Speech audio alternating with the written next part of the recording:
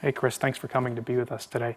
These are Yamaha's new MGP series of mixers, and I've never seen anything like them, either from Yamaha or any other company. What can you tell me about what the MG Premium brings to the market that wasn't there from the existing MG series, or what they've taken from the MG series? Okay, well, the MGP, or the MG Premium as we like to call them, is essentially a brand new form of compact mixer that takes the best of analog and digital and brings something new to the table. For example, we've got the Class A D-Pre head amps, we've got the new expressive 3-band EQ, which gives you a really nice smooth and musical sound.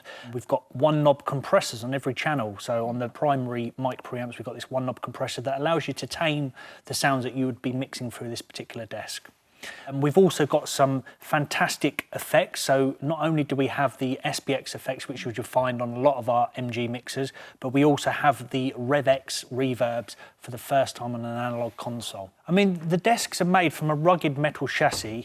They feature an integrated universal power supply. They're 4-bus desk. They have dual auxiliary sends and dual effects buses, and they have built-in rack ears as well, so you can mount them in a standard rack unit. Yeah, I've not seen that before, and you mentioned the mono channels and then the built-in effects processors, of which we have 2. And I see these channels over here labeled Ducker, and they have their own special coloring. What are those about? Oh yeah, this is something that's brand new. This is the hybrid stereo channel, so this is really taking the best of both worlds. The hybrid stereo channels aren't just analog, they give us some really important DSP features that are great for real-life applications. So for example, at the top of the channel, we've got something called the Ducker. The Ducker effect allows you to, say for example, play some background music in a restaurant, and you could have somebody using a microphone to call out some food orders. When they actually speak through the microphone, it automatically lowers the level of the background music, and then when they finish doing the order, the music smoothly and automatically returns to its former level. You've then got the leveler. The leveler effect is really cool for smoothing out the dynamics that we find in different genres of music. So for example, we're all using iPods to plug into the desk before a gig or as background music during the interval. Rather than it jumping from some really loud rock music that's been heavily compressed and has a really fierce dynamic range, and then jump into some nice, smooth, mellow, operatic music, rather than having this big jump in the dynamics, it just evens it all out nicely for us. And then on top of that, you've got something called the stereo imager. Effectively, it allows you to have 3 different modes. There's the mono mode, which allows you to run a mono signal into a mono PA system or for a zoned system.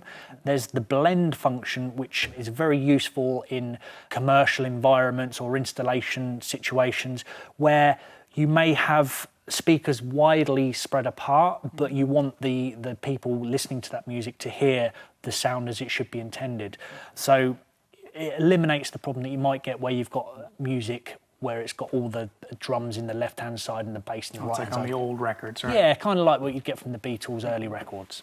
So then we obviously have a stereo mode when you're just using the channels as regular stereo. Absolutely, the stereo mode does exactly what it says on the tin. And if you don't mind, you mentioned the effects processors over here. Can you tell me a bit more about them? I know we have the famous RevX and the SPX. What do they bring to us? Yeah, well, the RevX reverbs, this was first introduced to the market in the SPX 2000 effects processor, and ever since that time it's been used in all our high-end digital mixing consoles as well. On this particular desk we have 3 reverb programs with various varieties of them, giving us 8 programs in total. The SPX effects, this brings 16 programs to the table, and it gives us a really nice balance of some additional reverbs. We've got some delays and echoes, we've got some phasers and flanges, and then we've got the legendary symphonic Yamaha effects program.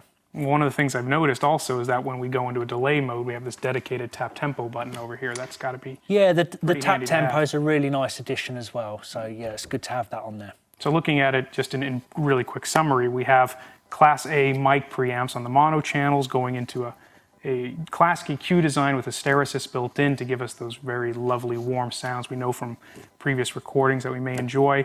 We have stereo channels that are hybrids with analog and digital technology going on in them. 2 built-in processors so we can just take the mixer and go into a gig, and we have our dynamics controlled here on the mono channels. We have our reverbs and other effects built into the mixer, and they're very high quality, so it's ready to go. And I love seeing all those features, but one of the things that I see here that seems really interesting is the Apple iPod port. What can you tell me about that? Yeah, absolutely. I mean, this is a brand new feature for a Yamaha desk of any sort. This is a certified Apple connection port. It basically means that I can connect my iPod or iPhone, I can stream my music into the desk, but I can also charge my iPhone as well. So, you know, there's nothing worse than going to the gig and your girlfriend calls you up to let you know something unimportant on the way to the gig.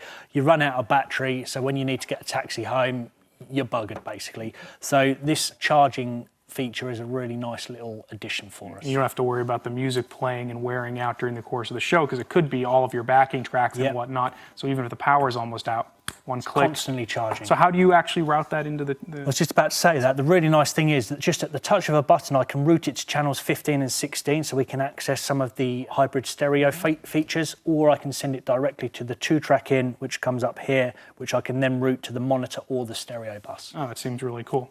Can't wait to take one of these out and try it on a gig myself.